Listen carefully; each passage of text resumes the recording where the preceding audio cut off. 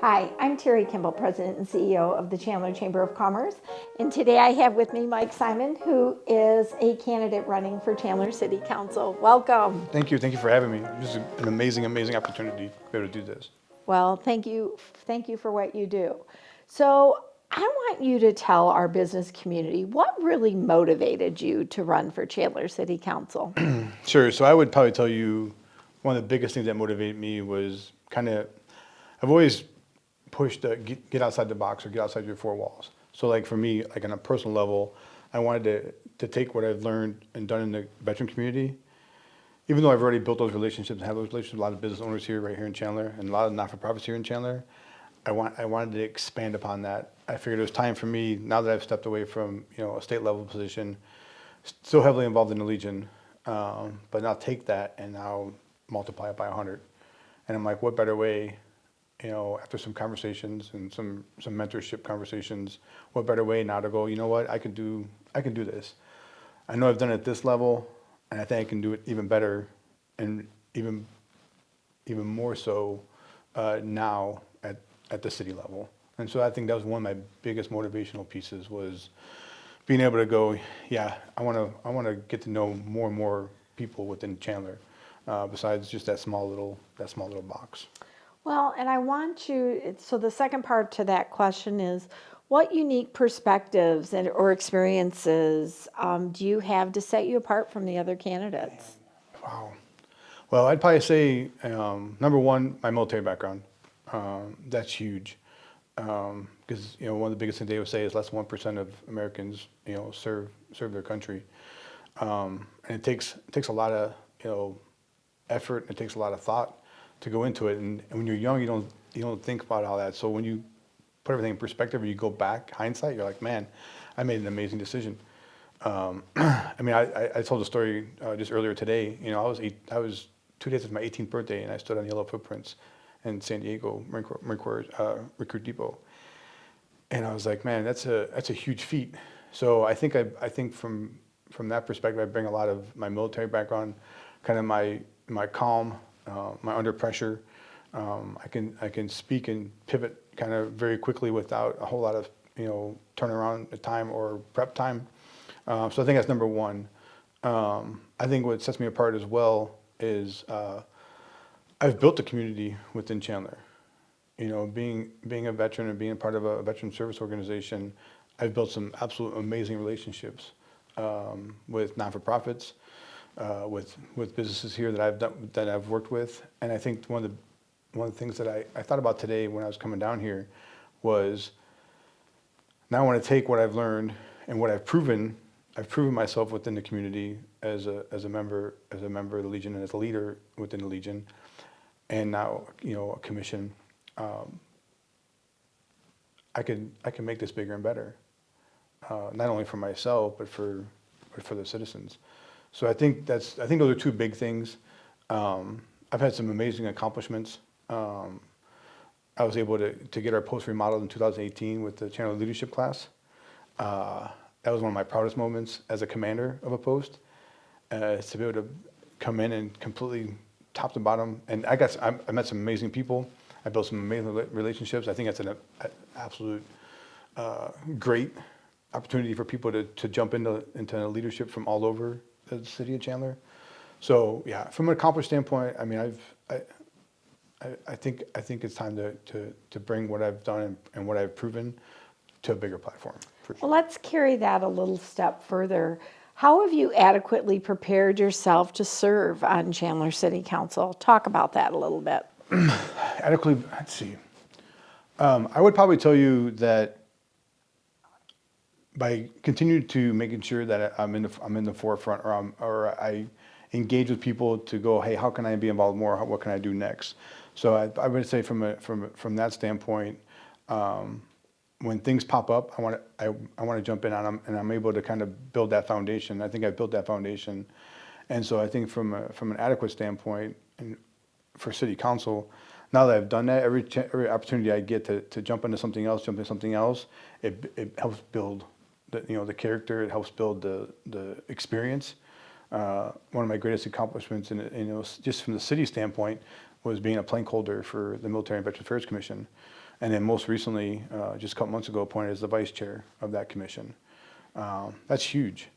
And I think if I take my leadership role in the military, I take my leadership role in the Legion, take my leadership role in the commission, and then the relationships I've built, I think that I think I'm on the right path, for sure. Great. So you talked a little bit about fostering relationships and so forth.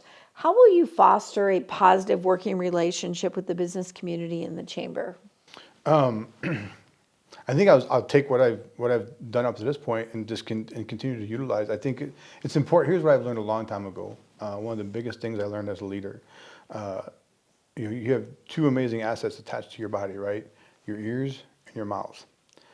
And I tell you, from a business standpoint, and listening and being able to engage with the business owners and the business that are in Chandler, this is key. Just listen. I've done it time and time again, and I've realized that a lot of things that happen don't happen because of what I said. It's happened because of what they've said. And then I take that and go, okay, how do I expand upon that? Or how do I build upon that? So I think that's one of the biggest things that I can bring to the table and continue to bring to the table is listening to those business owners, listening to what's going well, what's not going well, and how we can make it better. There's always room for improvement, right? No matter what it is, no matter what it looks like, there's always room for improvement. And I think I've done that, and I want to continue to do that for the city of Chandler and for the businesses of Chandler. So the city of Chandler has just over $1 billion budget. What in your background gives you experiences in a budget of that size? Because that's a big budget. It's a large budget. I would probably tell you, and I always revert back. Well, I'm a small business owner myself, so there's always budgeting from that perspective. No matter how big or how small, there's still something you have to put together and build and make sure you're successful, so you have a profitable business. So I do that on a daily basis. So I'm the CEO of my company, myself and my business partner. We have several instructors underneath of us. But we do every day. We got to figure out where our expenditures are going, what's going to make sense for what we're charging for for a class or for a program. I mean, that's probably on a smaller scale.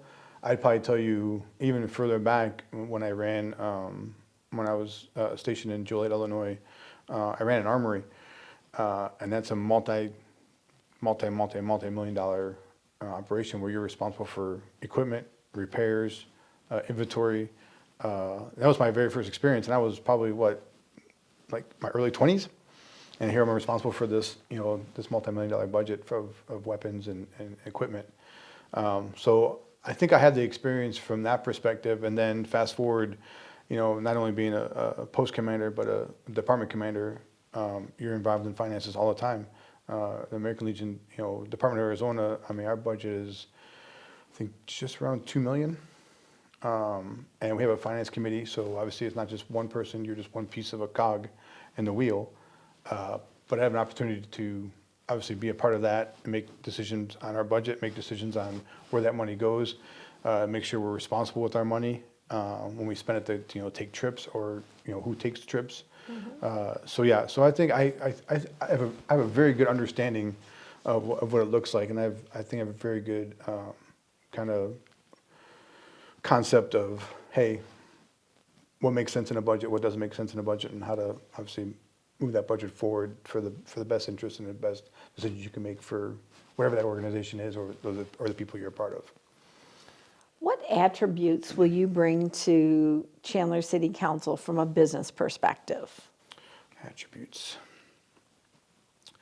I'd probably say my number one, my willingness to listen. I think that's huge. Like I said earlier, listening is key. But then also, I think the other attribute is to kind of be that level head. I think that's one of the biggest attributes I had. I mean, I've gone into plenty of meetings, and some don't. You can tell right when you're going to walk in, they're going to be a little edgy. But to make sure that level head stays level, and you listen and you speak calmly, you speak, sometimes with authority, I think those are probably two of my biggest attributes. And then being able to articulate whatever it is when you get asked a question, to make sure you give the best answer for the question that's being raised. And I think that's difficult sometimes, right? Because things race through your head, right? Somebody asks you a question, like just even here, somebody asks you a question, you're like, okay, you got like 5 answers in your head, and you're like, okay, it's almost like a little like you got to hit the button and one kind of spits out. So I think I bring those to the table. I think I bring some sternness to the table. I can be serious when I need to be serious, and I think that's important for the overall picture of being a member of the city council, or really any part of whether it's a chamber, whether it's the city council, any board.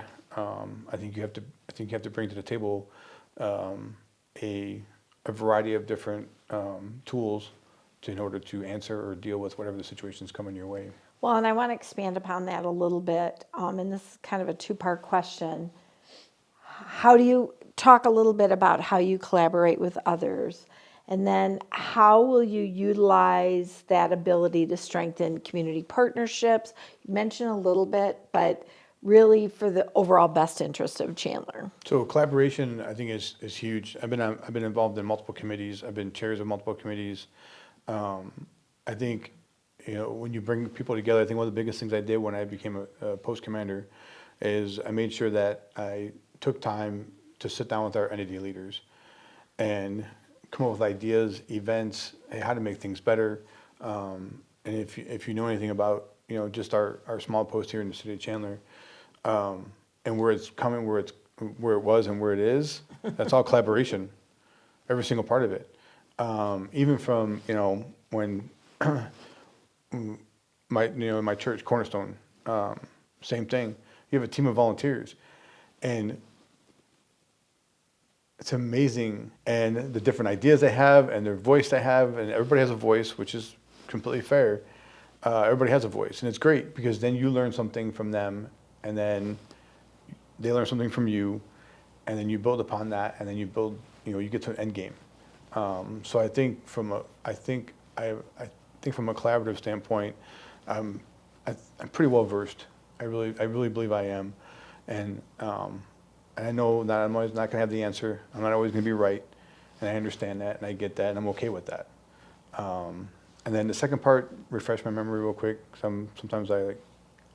On the how do you strengthen those community partnerships? So really, I mean, from a strengthening standpoint, is really I want to get out there, and I will over the course of the next few weeks and months, is I want to be able to get out there and learn more about the businesses, so I can figure out how to strengthen where the gaps are, if there are gaps, if there's gaps. I think is making sure that I can be available and make myself available to listen to those business owners and say, okay, I understand this works. I understand there's a little bit of hiccup here. Have you thought about this and this? And then kind of bring it all together and have a finished product. So I'm going to switch gears a little bit, and I want to know, how do you perceive the role of local government? Ooh, it's a good one. Because there's two parts to that, too. Okay. So that's the first part. How do I perceive the role of local government? The way I look at it is to make sure that the citizens or the residents of really anywhere have a voice. Regardless of how loud or how soft that voice is, I think I look at it as being able to have that voice, and then on the flip side of it, making sure there's somebody on the other side that listens to that voice. I think that's huge. I think it's a good stepping stone. I think it's a good spot to wherever you go next and whatever you do, and in any role, you got to start somewhere, right? And I think from a local government perspective, that's like what I look at it, and that's kind of how I like put it in my head when I took this opportunity to run. Like there's times I still think I'm crazy, like. And not a bag. It's just like, man, what did I get myself into? And I'm learning that I didn't realize it was in some cases as expansive as it was. But once again, I think it's a great opportunity. It's a great learning experience for sure. And I think at this level, there's so many things you can do and so many things you get done with the people you work around and the people you work with. I think it's huge. So the second part of that is Chandler's really kind of become a global hotspot. Um, so what does the role of local government look like in reference to economic development and workforce here in Chandler? I think it has it has a huge impact. I mean, because obviously you're making decisions for development. You know, whether it be housing, whether it be businesses, larger businesses. I mean, obviously we have Northrop Grumman here, we have Intel here. Obviously, some of the bigger ones that I can think of off the top of my head. But I think local government has an absolute opportunity to expand upon how far we go in the world to bring it right here in our economy and bring jobs. I think one of the biggest pieces to being a councilman overall, to this question and to other questions, is you have influence. You have influence with the residents, you have influence with business owners, you have influence with developers. So I think from that perspective, I think that you having the voice and to be able to bring bigger things to any city, in particular Chandler, and bring more employment to Chandler is huge for a local leader. So I'm going to switch gears a little bit.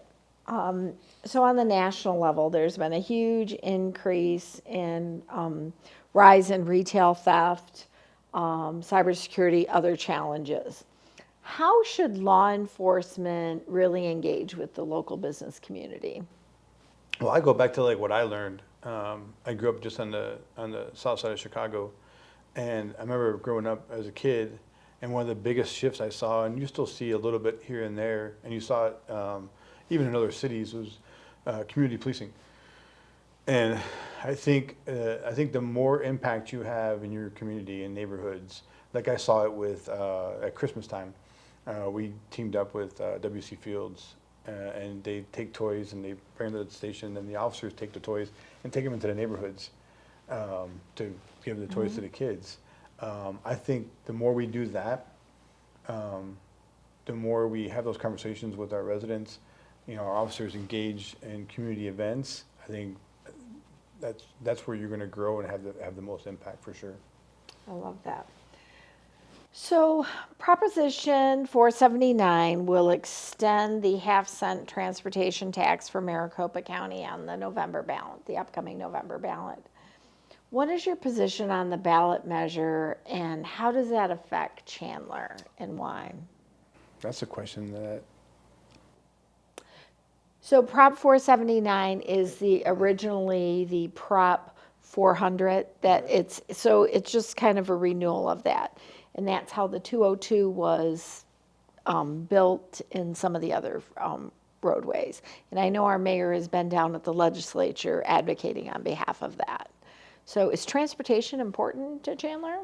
Well, anything from an infrastructure standpoint to include transparency is very important to Chandler. I think if we can expand that and make it make sense, then I'd be all for it. The more we can improve our roadways, the more we can improve, because obviously our buses, and anything that's going to travel on those roads is going to be crucial for people getting from point A to point B, for sure. So we've talked a lot, you've mentioned it, and we've talked a lot about growth, but as Chandler continues to grow, our downtown has really, downtown development has really become a focal point for economic revitalization, as well as community enhancement. It's kind of our hidden gem or our shining star here within the community. What specific strategies would you implement to balance the historic preservation and modern revitalization of the downtown? And then what's your overall long-term vision? What do you want to see happen in downtown? Chandler's come a long, long way just in the short time I've been here. And I think it's amazing. I think we've done a really good job thus far between the two sides, the historic side and the modernization side. but I would always look for new ideas or new ways to improve preserving our historic, that's our history, right? If we don't preserve that and it goes away, then who knows about it? And what do they know about it? So I mean, I think from a vision standpoint, or even a long-term vision standpoint, is to make sure that we still continue to grow what we can and what we can put in place, but do it to the point where, from a history standpoint, we still put our history forward. We still make sure our history is in the forefront. So anytime, obviously it's great being down here because you go in front of buildings, you get to read and understand. I've been all over. I've tried, road trips and traveled, and it's always it's actually a really cool experience to be able to go to a building and then read about what it was back in, the 1920s or the 1930s, or. And I think from a long-term standpoint, we got to make sure we continue that. So whatever we change or whatever we decide to change in the big scheme of things, we still leave a mark historically. So I think it's a big thing for me. I think, despite how big we've grown, I always tell people we're still small. I mean, the downtown is still small, and there's amazing structures here and architecture here that just fits Chandler. So I think that'd be my long term, is to make sure we take that balance. We still grow, we still modernize, but making sure that we still protect and portray our historic side. So, again, another growth and development. With that comes construction.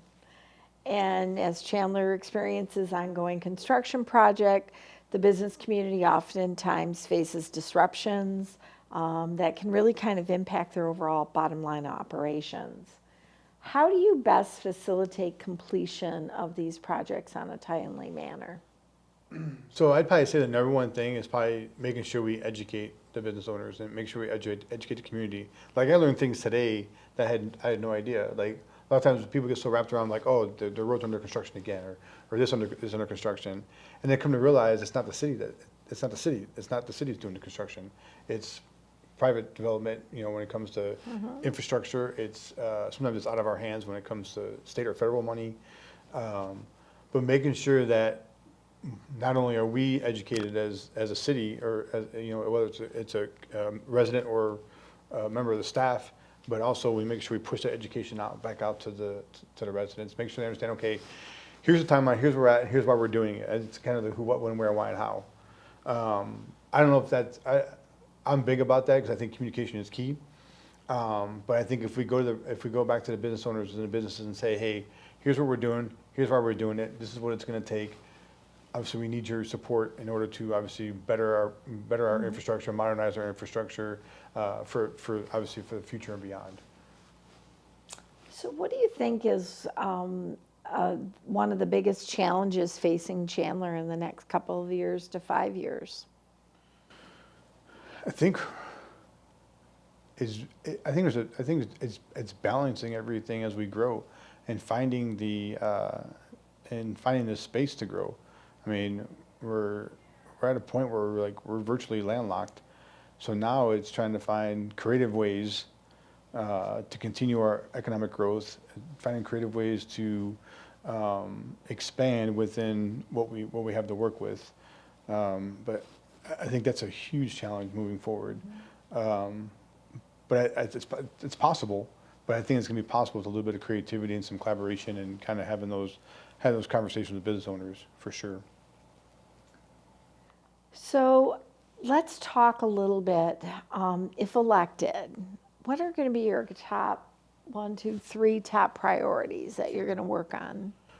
Well, from a platform standpoint, one of the biggest things for me, and kind of near and dear, from a community standpoint, is our public safety, to making sure that we have what's needed here, equipment, training, education, mental health. I think those are all huge for the everyday job that the men and women do every single day. We got to make sure that those resources are there, they're available, and they're going to continue to be available. Because without those resources, it's not going to do any good to go out for those men and women to go out every day and not be able to do their job effectively because of a gap somewhere. So I think that's a big one for me. I'd say the other big one for me, and I speak of it quite often, is transparency. Making sure that, once again, it's the education piece. If you don't have transparency, or there's things being done that aren't communicated, or people are frustrated because they don't know about it, that's our fault. And if you're not transparent with your community and the people you work with and the people you're around, then when there's a break in communication or a failure somewhere in communication, there's nowhere else to go but back to the source, back to the foundation. So I think one of the biggest things I want to do is making sure that I'm available and be out there. Whether it's just a coffee thing, or just an event, or just taking time to have conversations with people. I think that's huge, to educate them, and hey, this is what's going on in the city. Because a lot of people, if it's not being portrayed out there, it's not being pushed out there enough, then they don't know about it. But if you can have those conversations with people, and you can continue to have those conversations with people, and then they're educated, they know what's going on, and they're not left kind of in the dark, I think you have a more successful move forward, as far as a city and as a council. Those are my two big ones. My other one is just the overall quality of life. And I kind of put that one in a kind of more of a broad spectrum, because there's so much to that, right? But making sure that no matter what part of the city you're in, you're not left out when it comes to infrastructure, parks, schools, improvements on those things as we expand. Making sure that our infrastructure from below ground is continued to be kept up, repaired, so we have that for years and years and years to come. And then, when we talk about, our kids and, as younger families come in, making sure they have the ability, to go to the parks and to events, and be able to go to places that are well kept and well maintained. So those are probably the big ones. But I really want to jump in and kind of, even I know throughout this, this campaign, but I'll do that. But once if and when I'm elected, jumping in and I want to get in front of the people more. I really want to know and understand, kind of what makes the city tick, for sure, bigger than what I already know. Great. So I know that we just have a few moments left, but is there anything I may not have asked you, or you want the business community to know why they need to vote for you? That's always a tough question. Like, when you think about stuff like questions, you're like, I had a conversation today about that. Like how do I ask questions? I don't know what I don't know. But I'd probably say, I think for the business owners and for those that reside in Chandler and work in Chandler, this is an amazing city. It's an amazing opportunity to be able to run for city council. It's a two-way street.